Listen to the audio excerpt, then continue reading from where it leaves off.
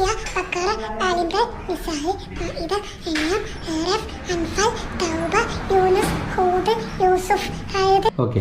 അപ്പൊ മോളു നമുക്കിപ്പോ എല്ലാ സൂറത്തും തെറ്റാതെ പറയാൻ പറ്റുമോ? എത്ര സൂറത്തുണ്ട് ശരിക്കും? 114. മാഷാ അല്ലാഹ്. ഇതിൽ ഏതെങ്കിലും കാണാതെ പഠിച്ചിട്ടുണ്ടോ? ഫാത്തിഹ പഠിച്ചിട്ടുണ്ടോ?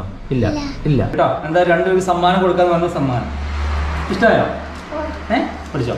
ഇനി നമ്മൾ ഇത് പഠിച്ചെടുത്താൽ ഉപ്പച്ചിന്റെ കൂടെ ദുബായ് പോകുന്നല്ലോ പറഞ്ഞേ. ദുബായിക്ക് എന്നാ പറഞ്ഞേ? ഇപ്പച്ചിനെ ഇപ്പൊ വിളിക്കണം. നമുക്ക് വിളിക്കണ്ടേ?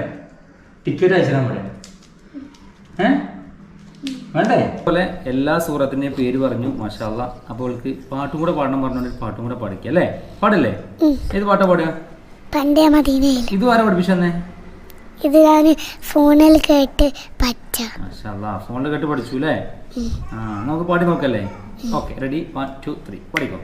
പണ്ടേ മദീനയിൽ പാടിനാണെൻ്റെ പേരിൽ ഹബീബിൻ്റെ ഹാദിമ അങ്ങേ തൊട്ടിന്നോളം നൂറിൻ പൂമുഖം കണ്ടില്ലേനാണെൻ്റെ ഹാദിമ പണ്ടേ മദീനയിൽ പാടിനാണെൻ്റെ പേരിൽ ഹബീബിൻ്റെ ഹാദിമ അങ്ങേ തൊട്ടിന്നോളം നൂറിൻ പൂമുഖം കണ്ടില്ലേനാണെൻ്റെ ഹാദിമ.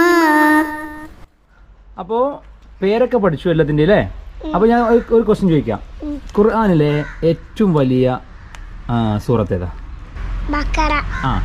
അതോടൊപ്പം തന്നെ ഖുർആനിലെ ഏറ്റവും ചെറിയ സൂറത്ത് ഏതാ? കൗസർ. ഓക്കെ. പിന്നെ നമ്മൾ ഖുർആനിന്റെ ഹൃദയം എന്നറിയപ്പെടുന്ന സൂറത്തോ? യാസീൻ. സൂറത്തുൽ യാസീൻ. ഓക്കെ. നമ്മൾ ഖുർആനിലെ ഈ 100 ചില്ലാനം ഈ പഠിച്ച സൂറത്തിലുണ്ടാവുമല്ലോ, അതിന് മൊത്തത്തിൽ എത്ര ആയത്തുകളുണ്ട്? 6666.